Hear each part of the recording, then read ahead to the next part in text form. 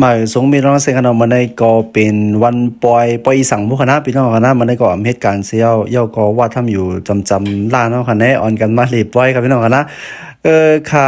น้อมพิธีตีว่าพี่น้องคณะก็มือค่าไถนั่นขามและเช็คไม้คณะเย่าก็สิ่งของสิ่งมองอำไรยินสีอิดค่ะอโลโลยสิหลายนะครับมออำไรยินนี่ขำไรเช็คไม้ค่ะค่าไถเย่าก็สิ่งไม้ค่ะก็เข้าอิดค่ะมออโลโลยพี่น้องก็ให้มาถ่อมเสียงขาวค่ะพี่น้องค่ะ ในก็เป็นป้อยพี่น้อยอย่าไปถามกันนะว่าป้อยสังคณะเขาก็มู่กันนะแต่เขาห้องว่าเป็นป้อยฉลากในเขาอะนะน่าจะเป็นฟิงทุงโยนเขาขายโยหาเขาก็มู่กันนะก็กะเจังว่าคณะเนาะไต้เขามาอยู่ในก็กะเลยเฮ็ดนั้นขายโยเขาก็ป้อฮู้เขาค่ะนะนะครับจุมไต้ก็อ่อนกันมาหลีป้อยกันงานนี้กันเนี่ยอ่อนกันมาหลีป้อยเขาว่าเมื่อได้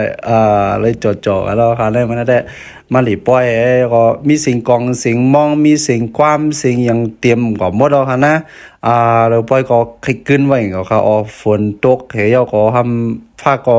งึบๆไว้ค่ะนะเลียดกลมเลียดฝนกลมฝนโรยเข้มเรียบปีเจ้าค่ะอันนี้ก็อยู่เป็นหนองกอกค่ำค่ะนะไก่จ้องหนองกอกค่ำค่ะไก่เขาอยู่กันในคณะพี่น้องค่ะในค่ะแต่มีต้นเงินต้นตองต้นเงินนี่ในคณะพี่น้องค่ะนะเขาก็หัวฟิงทุ่งเขามันมือหนึ่งผู้ค่ะนะเขาก็ตึกยามหันมือขาติดใจอยู่มาอยู่ในเมืองไทยค่ะนะพี่น้องค่ะนะนะครับแต่ก็เขาจะได้ก็อ่อนกันมายืดตุ๊กตีเบียจ้าค่ะนะไล่กบไล่อย่างกันในพี่น้องค่ะนะแต่แล้วก็เอาเตี่ยวมากันนะไปกับไล่หังสีอิดมือเปล่ามือเฮือนี่ค่ะนะมาได้ไล่หังกันได้กันแล้วตุ๊กตาแล้วก็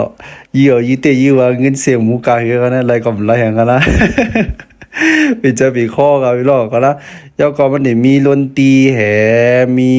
เป็นห้องกว้ามเขาฉะนั้นคณะพี่น้องเขานะอย่างห้องกว้ามเขาตุ๊กตาโอ้ยปีเจ้าค่ะว่าเมืองไทยได้เหมือนแล้วครับพี่น้องกันนะมีดนตรีมีเป็นห้องกว้ามสีนะครับโอ้ยคาสีไรนะครับว่าเสียงมันเข้มมานะแล้วไมค์ขามันจับไหลขาหูค่ะนะน้องพี่ติว่าพี่น้องเอ้ยถึงนั้นได้ยินเสียงกองเสียงมองพี่น้องไต้เขาค่ะเนี่ยอะโลพี่น้องไต้ตั้งในค่ะนะ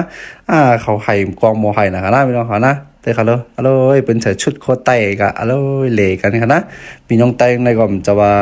ลืมอย่างเขาค่ะนะเด้อค่ะโลเป็นก็พร้อมมันนะค่ะนะใส่ชุดโคตรไต้เหล่อะโลหางดีหางงามนะฮะเป็นไต้หลายๆค่ะนะจอมเตียวอยู่ในเป็นจ้องนองกอกค่ำค่ะจ้องนองกอกค่ำเนี่ยค่ะนะพี่น้องครับพวกเขาพี่น้องเขามาเหล่ก็จ้องนองกอกค่ำเนี่ยค่ะแต่ค่ะรุ่นตีเป็นก็บนห้องความปีเจ้าก็ฝนตกค่ะมาว่าเป็นก็อ่อนกันสื่อจำจะได้อย่าให้อุ้งค่ะเนาะเพราะว่าคำในมันเดี๋ยวเป็นปอยเต้นเนี่ยค่ะนะพี่น้องค่ะนะอันนี้ก็วันที่31เดือน10ปี2023ในค่ะเนาะพี่น้องเนาะอันนี้ก็เป็นวันปอยฉลากไก่น้องกอกค่ำแก้วเขาอยู่ในนี่ครับพี่น้องครับมาไทยมาไทยในพี่น้องเขาเนาะว่าพิงทุ่งดังในก็เป็นจังไหนเสว่ามีจังไหนเสเนี่ยนั่นขนาดเนาะพี่น้องเขาเนาะเอาค่ะขอบใจนำในครับพี่น้องเขาที่มาด้วยวิดีโอข่าวมาถึงกันเลยนะครับฝากกดไลค์กดแชร์พร้อมครับพี่น้องค่ะไม่สงค่ามือพวกได้เหตุการณ์ขึ้นเนาะครับพี่น้องเขา